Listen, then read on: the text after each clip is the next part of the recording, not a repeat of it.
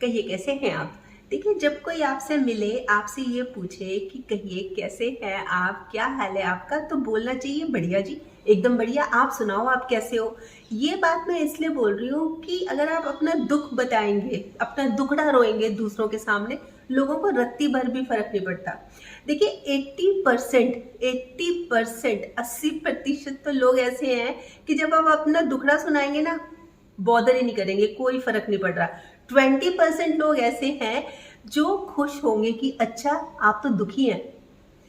0.1% ही लोग समान अनुभूति रखेंगे, आपके दुख से दुखी होंगे और वो पूछेंगे अच्छा ये क्या हुआ, ये क्यों हुआ। देखिए, नमक हर घर में होता है, मरहम हर घर में नहीं होता, इसलिए हर किसी को दुखड़ा सुनाने की जरूरत ही नहीं है। फिर वो जले पे डालेंगे ना। हम अपना दुखड़ा रो रहे हैं तो फिर वो मजे लेंगे, दूसरे लोग मजे लेते हैं। देखिए लाइफ में क्या है, लाइफ में मतलब अप डाउन आते रहते हैं, यही जिंदगी है।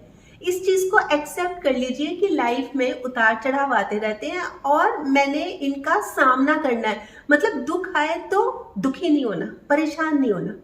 जैसे मौसम है, मौसम बदलता रहता है। कभी देखिए कितनी तेज धूप होती है, कभी बादल है, कभी धूप है, कभी बादल और धूप एक साथ है, तो कभी बारिश है।